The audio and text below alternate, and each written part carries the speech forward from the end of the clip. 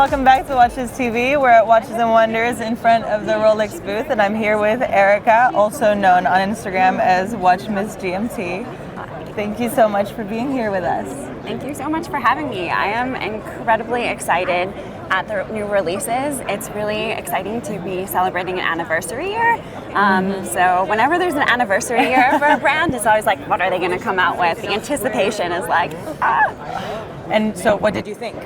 So I actually get to see them tomorrow, but so I've seen them through the case, and obviously the releases online, you can get all the information.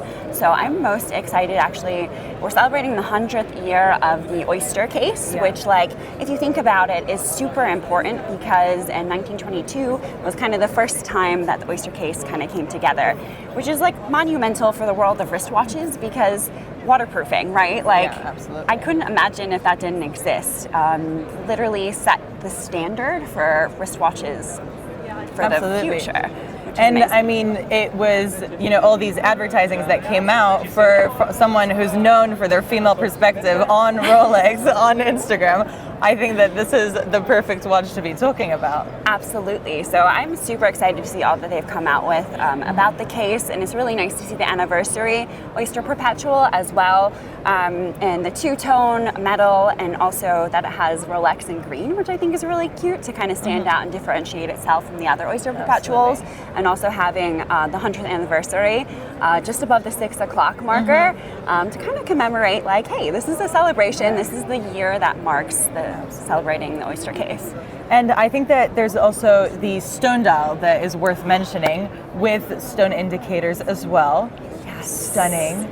I think that the light on that dial must be beautiful to look at in person. That's something I'm really excited about. Same, and I can't wait to see. I obviously don't know yet, and I will report back when I do, but the Aventurine day date, that green Aventurine, like, I don't know, it looks so light, and I just can't wait to get it in my hands, especially with the new 18-karat Jubilee precious metal, like, which has tones supposedly of like pink, yellow, and gray, so I'm really excited to see it in person and see kind of like how it interacts with the light play. And if you, you know, I would imagine you're going to pick up different tones in the new like precious metal, depending on like if you're natural light or inside. So I'm really excited to see how that actually looks on the wrist. Amazing. And then I know that they've got talking about metal, a special metal that I believe is a combination of different golds.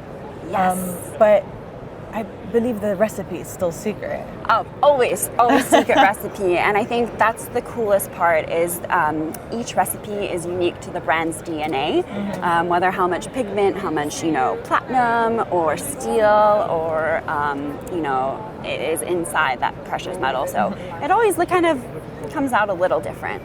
And you have quite a special relationship with the brand. If I remember well, yes. You've started out talking about Rolex. Yes, I do. So like many probably, Rolex is kind of what got me into the world of watches initially. And started with the crown, and I think the crown will always have like a place in my heart forever, no matter what. And obviously, like today, like I will always have a decent Rolex collection, and this one actually is very special to me. So I started my watch collecting journey with Rolex as a collector, and it's evolving as I evolve as a human. So I recently started like tracking and racing. So I needed a Daytona chronograph to kind of commemorate that like milestone in my personal life. So I'm really excited, and as like innovations come, like I'm really excited to get hands-on with the new Daytona. It has so many adjustments and a couple nods to the past. Like the floating numerals on the tachometer and just, you know, the enamel dial. Like there's so many little things, and the anthracite gray bezel. Like it's going to be really cool to see and interact and have an exhibition case back. So it's cool to see how the sport models evolve. This year obviously is focused on the Oyster case. Some more dress watches. You know, you have the day date, Aventurine we just spoke about before.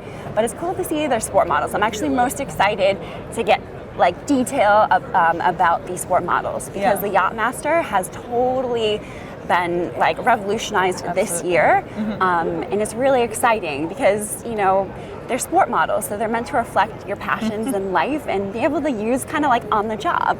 So and Rolex is, in my opinion, the most wearable, easy daily watch that you could ever dream for. Absolutely. It's super comfortable, super useful, recognizable. I feel like it's such a conversation starter, which is amazing for the watch community at large, because you can spot someone who's into watches from across the room and strike up a conversation, which is beautiful.